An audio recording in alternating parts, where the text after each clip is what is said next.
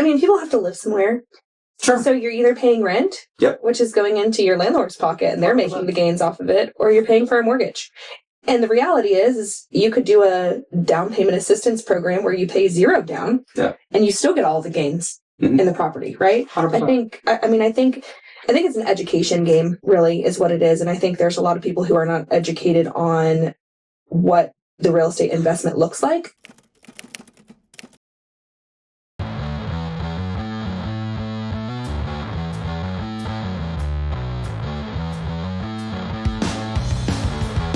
I'm very excited.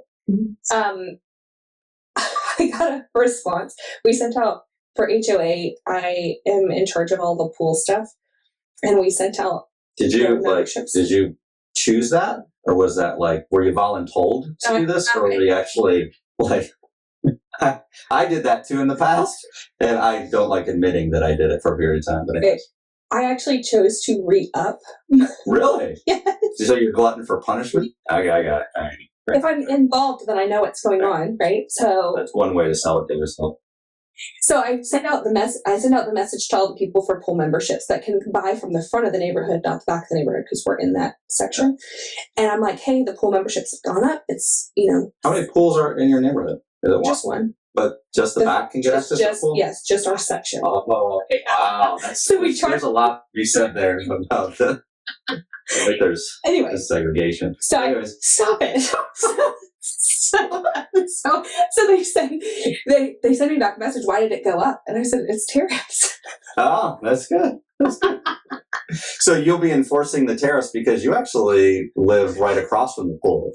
And your husband's big into cameras. Does he have cameras pointing at the pool so you can actually get face recognition on the people and then know if they've paid their tariffs? Where's the tariff on the pool right now? It's up by 25%. It's up by $50, so it's really very minimal. But what's the overall cost? $600. $600 so up by 50. So it's not excessive. You're not treating them like China. No. You're like, okay. So what do you think about the tariffs? How do you think they impact real estate? How do you think they impact real estate? I think everything impacts real estate. I think cost of living impacts real estate. So I definitely think that is one of the things that people are thinking about, right? They're walking through it and they're like, well, my cost of groceries has gone up, so I can't afford this payment, so definitely they've affected it. But I think there was no short-term solution. In my mind, there's no short-term solution. So this is a long-term plan that affects people for a short amount of time. Sure. So I think that it is. Not that I am any kind of an economist at all or have but my opinion is just that I believe that we're going to go through this. It's going to be a little bit thrashy. It's going to be thrashy on the stock market and stuff like that. People need to calm down because gains in the stock market are made over the long term. It's not the short term. So, when the stock market's down, you don't sell, you hold. So you need to hang on to everything right now. I think it's going to even out because there's kind of a redistribution going on. It's if they remove tariffs from one place, then it moves money to another pocket. So you think about it's like redistributing money back to America, which is not a bad thing.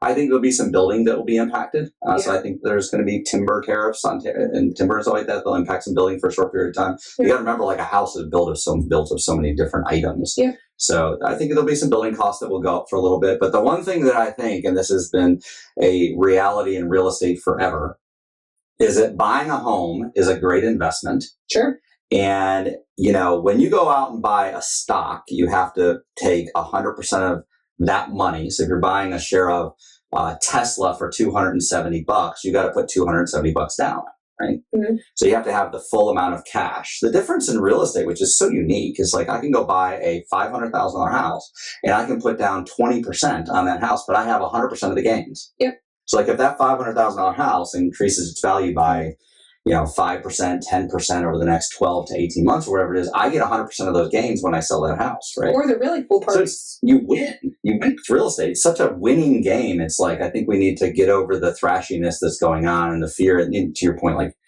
news is kind of fear driven and people are like, oh my gosh, there's this going on. It's okay, go, what'll be good?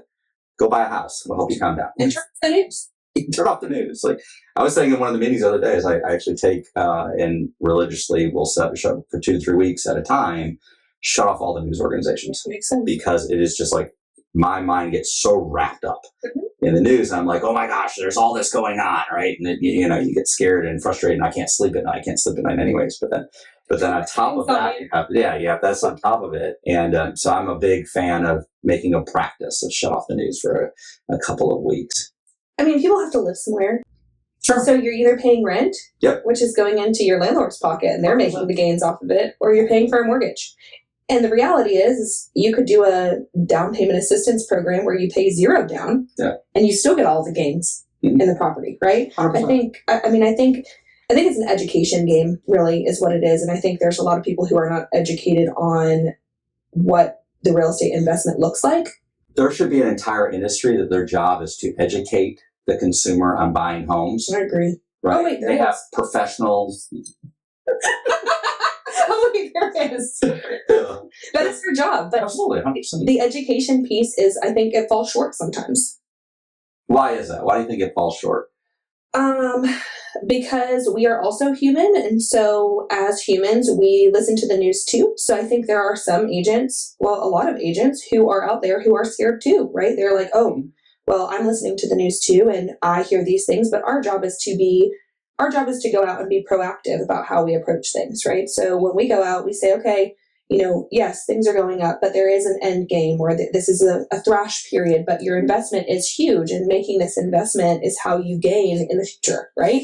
And I don't know, I am under the impression that a lot of us are not educating ourselves on what's happening on the back end, and so therefore we cannot educate the consumer. Okay, so let's get into a really, really like a topic that is going, because it's just leading into this topic anyways. No, we're going to shake some feathers again. Let's just have this conversation, and I want to hear your opinion on this. Is because any comments will be against you because it'll be your opinion. Naturally, I'll be neutral on it. But anyways, so is the industry misaligned on how we require education with our professionals? 100%. But wait a minute, like you're saying that someone that has to get 75 hours of pre-license education, pass a test, right? And then they have to, what is it, 25 hours of post-education? Yeah, every 4 years. Yeah, and then, so you're saying it's not enough? Or what? Yeah, I'm saying it's not enough. So how would you fix it? Like if you had the magical fairy dust, and like how would you fix it? I'd launch a brokerage that actually does it.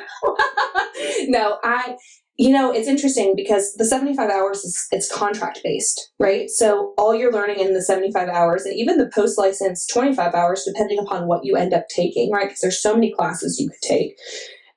They're not in line with what the consumer sees and feels. And you're more of this is going to sound bad, but it's not supposed to be, you're more of a educator and an advocate for your consumer. And so therefore, when you're doing that, contract law matters, but it doesn't matter as much as what's going on in the industry, what you're seeing, what you're feeling, what you're touching, what type of homes are out there. Like, you need to be entrenched in the real estate game. And so when you're going through all these classes, that education only puts a baseline down for you, and you have to dig your heels in to be able to understand what's going on in the industry. And I think that is missing in a lot of real estate professionals. I think the classes need to be about, how do you get your buyer to overcome objections? Like, let's walk through a home together. Let's talk about a home, like things that are so important in this industry, or even the economics behind home buying. What does that look like? And they're out there, but they're not required classes for these agents. And so not every agent has been through classes like this. Okay. All right. So where does most of the education happen in our industry? Does it happen in the classroom, or does it happen in the field? I mean, the functional education. The functional education happens in the field. Okay. And that's coming from, like, you've done tons and tons of transactions. Yeah. I've done a long time ago, but tons and tons of transactions. Yes. And it's ever changing. Yeah. So you could do one transaction and you're still learning. Like, I've got 4 transactions going on right now that all have hiccups in them, and they're all different. And 2 of them I've never dealt with in my real estate career before. And so I'm dealing with something new, and it always happens. Every transaction you learn and you grow from. And so being entrenched in the field is extremely important. That's where the education. Okay. So let's go down this rabbit hole even further. Normally. It's natural. It's just like down this road. So in the industry, the listing activity of being a listing agent has always been seen as kind of like this is the professional category, right, of the transaction. And then buyer agent was more of a hobbyist. Like you come in and you can do buyer transactions a little bit earlier in your career. Sure. Because there's not like the negotiations of the commissions and things like that. It's a different experience for the consumer, however you want to pull that apart. And then you have the NAR lawsuit that happened, and it kind of made that buy side. It's you see it getting more and more difficult to do. So it's becoming more of that professional category. Sure.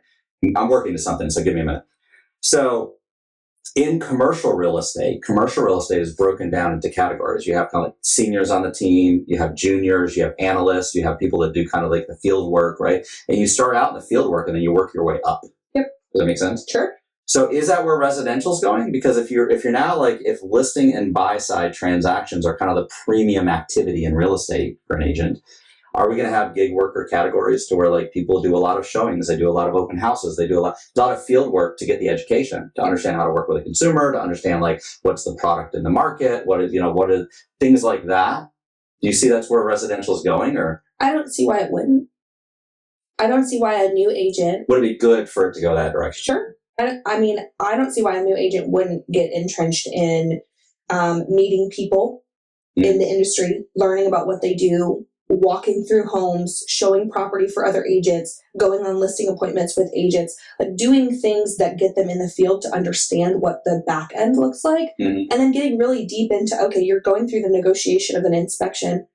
How do I do that? What does that look like? How do we negotiate this back and forth? I mean, getting into the field work of things to build up to the buyer and the seller side of a transaction makes total sense. I've always said to agents that new licensees that the worst thing you can do is come in the office. Not that it's a bad thing, come in for the education, things like that. But the best thing you can do is go out in the field, like go preview properties, go like even if you don't have a client, go set up like 10 houses you're going to go walk through because you're getting education on what the market looks like. You're getting education on the assets out there. You're like, all right, this is what a $520,000 house looks like in this part of town. This is what a $150,000 house looks like in this part of town. This is what a condo looks like in this part of town. Like you're reviewing those assets because then when you have conversations with potential clients, you can talk, hey, yesterday I was looking at a property and it has an amazing jacuzzi and a great backyard and blah, blah, blah, exactly what you're talking about. You have that understanding of the market and you have that confidence in the market. So I've always been a huge advocate. It's like, go out, even if you don't have a client, go on mock showing appointments, go on mock listing appointments, like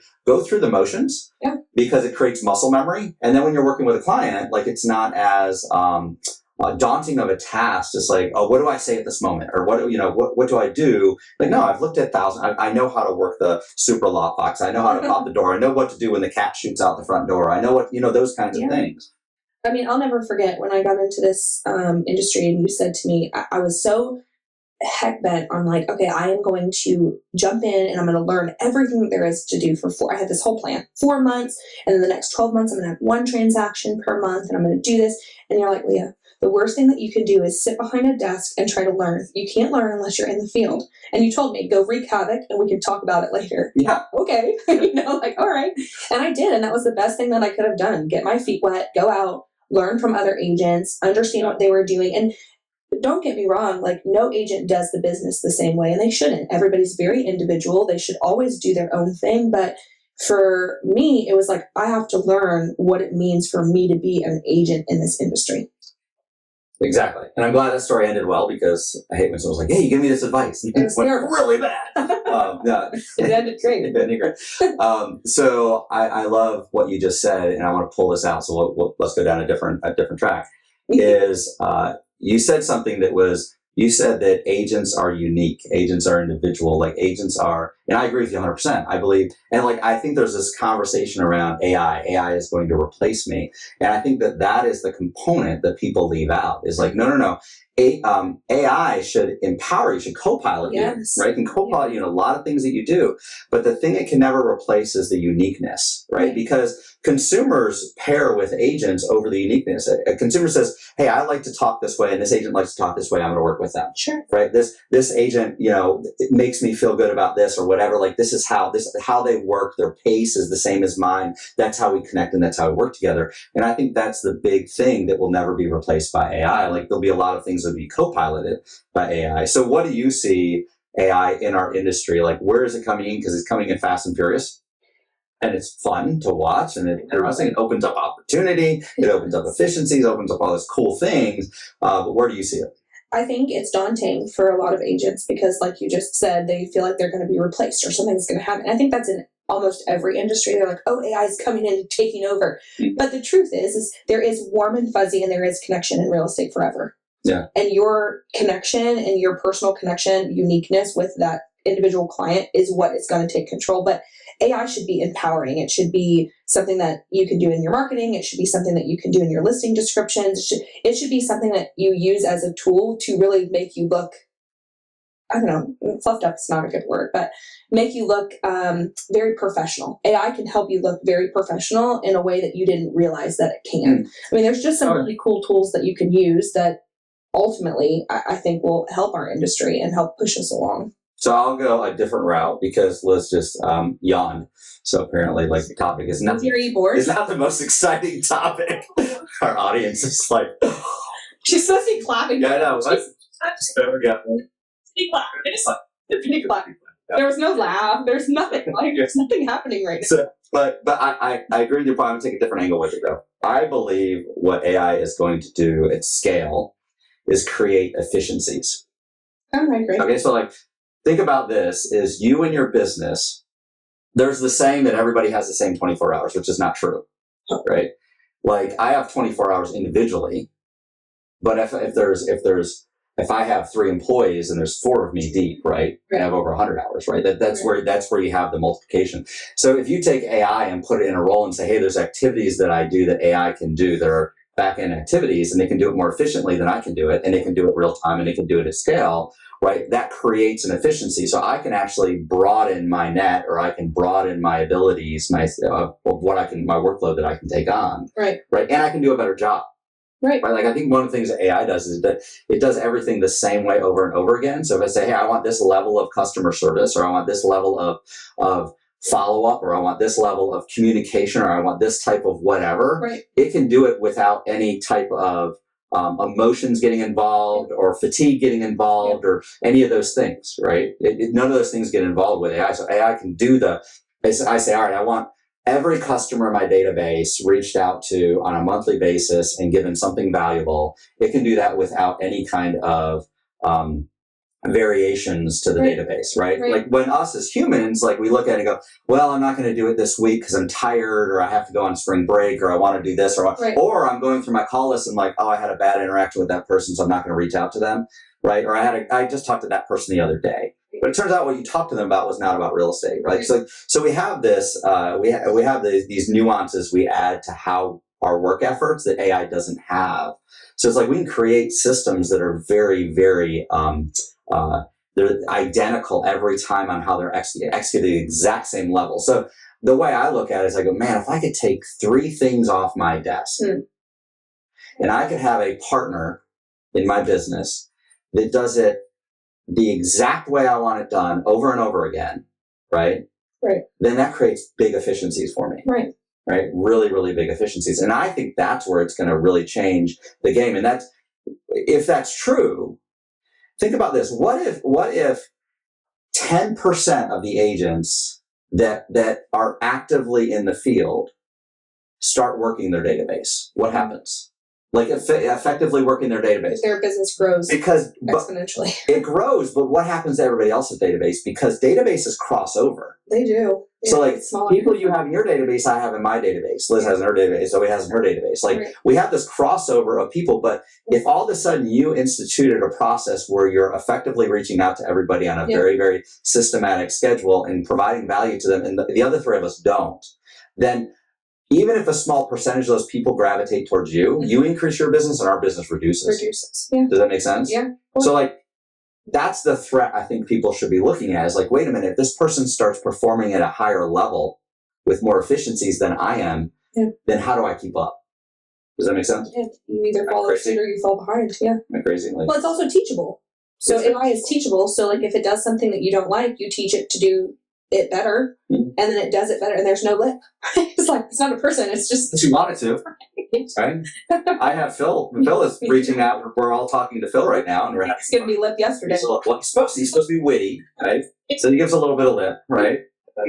But he actually, the interesting thing is like his communication is supposed to be witty, but it is also supposed to be, he never puts himself out there as a person. He puts himself out there as AI. He does, yeah. Right? So that's what he's supposed to be. He's supposed to be AI. Yeah. You know, so it's like, it's not replacing a human. It's actually co-piloting a human's effort. It's complementing. You add AI to complement your business. You don't add it to replace it. Yeah. That makes sense. I like it. Is our industry like so far behind that we like adopt things so late? Because like I was talking to someone the other day and they're like, real estate's not ready for it, talking about something about AI. And I was like, AI is everywhere else. Like your consumer that's going to buy a house with you, you know, they don't live in like a box and they go out and buy cars, they buy groceries, they interact with Amazon, they interact with maps. Like all these things are powered by AI in some capacity. Yes. Like the reality is like your consumer is already inundated with AI and you're like sitting there going, they're not ready for it. It's like, oh, good. So you can send your handwritten letters to them and they'll be more comfortable with that. It's like I'm buying the largest transaction in my life and I'm going to get a handwritten letter. I'm going to get a Yankee inconsistent text message or an email once every 3, maybe 7 weeks, right, as an update. But I'm not ready for the consistency or the efficiencies of AI. The touches are important. And I think that's something that people forget is that those touches are important. So if you can partner with somebody who will take care of those touches for you. I mean, you talk to, and there's an anomaly, but if you talk to the top 10% in Atlanta, right, 10% of agents in Atlanta, I can almost guarantee you that 8% of them do not touch their database effectively the way that they should. That's why I'm saying. And 8 might be too low, actually. It's probably 9. That 1% maybe touches their database correctly. So I think that out of the top 10%, 11% don't touch the database. Right. Something like that. Right. I think it's about 110%. Yeah. Isn't that sad? Yeah, well, no, it's human. Yeah. It's human because, like, as a human, like, if your systems are driven by human, they're also controlled by human emotions. They're also controlled by human fatigue. They're also controlled by human inefficiencies, right? So can you effectively follow up with someone at this level all the time when you have all these human inefficiencies, human emotions, human like fatigue, like all these things in there? No, that you can't keep that standard. And even if you had a schedule, right, and you worked your schedule on a consistent basis, your schedule is also controlled by fire drills and sickness and like the human piece of it, which again, AI is not controlled by. Yeah. Back in the day when I was selling real estate, I used to have like 3 of these that hung on my wall. My assistant would actually take these. Now we have 20 of them. Yeah. These are not mine. Thank God. But they were for call log. So I would come in the morning and I would get these, and you had one that was for sale by owners. So it was like the assistant literally put together a list of for sale by owners, a list of expires, and a list of sphere of influence, right? Yeah. And the for sale by owners was literally, all it was address, and then we didn't have price on or anything like that, and phone number and name. We wanted to make it very limited because if it had a price on it, I would judge before I called. I'd be like, ooh, this is a $750,000 deal. This is a $125,000. And the interesting thing that my coach taught me, he's like, but the script's the same regardless. Right. Why do you even care? I was like, oh, well, that makes sense. He says, remove the price, right? On expires, we used to have how long they were expired, like what area of town they're in. He's like, it doesn't matter. The script's the same. True. So remove those things. True. Right? And sphere of influence, the exact same thing. The problem I had is like, with FISBOs, I'd call through most of those and call through most of the expires, but I had a big problem with sphere of influence. And I would like do that. I would go through my list and I would judge who I was going to call. I'm like, I'm going to check that one. I'm not calling that one. I'm not calling that one. I'll call this one. I'll call this one. Right. And that's where the inefficiencies come in. Yeah. Is like the decision-making piece, where you're deciding who you're going to call and you're applying your emotions or your feelings or whatever to it. Wouldn't it be cool if they just did that for you? Crazy how that works. It says, hey, can I set up a meeting with Craig? Do you want to talk with Craig? Like if I'm reaching out and, just touching base, seeing how things are going. If you know anybody looking to buy or sell real estate, that's what it's going to do. So, but back to the main point is like not trying to sell fear here, but the reality is like, if we don't adjust to those things, like if we don't make these adjustments, if again, you go back to your top 10% in real estate in Atlanta and just 2% start doing this, they pick up 5 or 6% of the volume.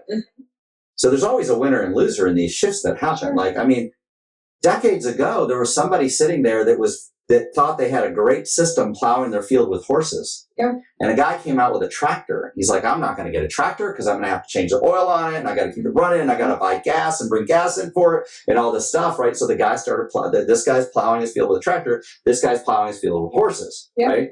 And the funny thing is like, you're replacing getting gas and taking care of a machine and things like that for feeding your horse, breeding your horse, like taking care of your, like you're taking care of one or the other. So it's like going and running a database manually versus adopting some type of AI to it is like, I don't want to do more work. It's like, but you're doing work right now, and this is creating efficiencies that help you scale your business. You're not thinking correctly. Like you need to be scaling your business, what you need to be doing. And the truth is, while AI will not take over your business or replace you, the efficiency of AI can lower. It can actually lower a business on somebody who chooses not to use it. Yeah, there's a winner and a loser. Yeah. There is. I mean, eventually the guy that was plowing the field with his horses wasn't efficient enough to keep up. They created, and he sold his field to sold his field to the other guys. I mean, that's what happens. So I mean, granted, I think that Tesla's coming out with, wasn't it? What's the name of the Android? That name something. Oh, I don't even know. So Tesla comes out with. Will that be showing houses one day? Oh gosh, I don't know. I thought for sure drones would be like unlocking doors at some point. So who knows? They tried it for a while with opening doors, right? Remotely. Yeah. Well, they also Super just came out with a new token key that you can give to contractors, which is awesome. That's like my favorite thing that Supra's come out with. So very thankful for that. But those boxes, and you can tell your clients, hey, these are really, really efficient boxes. They're very safe. But also I can give the code to a contractor. Or if my seller locks himself out of the house, I can now give him a token to access my box, which hasn't happened before. Yeah. So these things are making things more effective and more efficient. So very cool. Very cool. I think it's a good, it sums it up. I think we covered tariffs, we covered like a bunch of things. AI. Buy real estate, AI, how the industry is going to be shifting. We'll see if we're right or wrong in the next, I think, 40 years. We'll look back on this in 40 years, something like that. I'll be dead. You'll be dead. Well, beyond dead. They may come out with some technology that, I mean, there is Neuralink right now, or you put something in my brain. Like, there's a lot of corrections I need to do with my brain, so I've been texting Elon like crazy. He hasn't responded to my texts. But DMs, throwing DMs on X. I'm like, I'm sure he doesn't get any DMs. No, most of them are probably they're positive. all blocked. Yeah, exactly. They're all blocked. One day he will reply to me. You're gonna use them.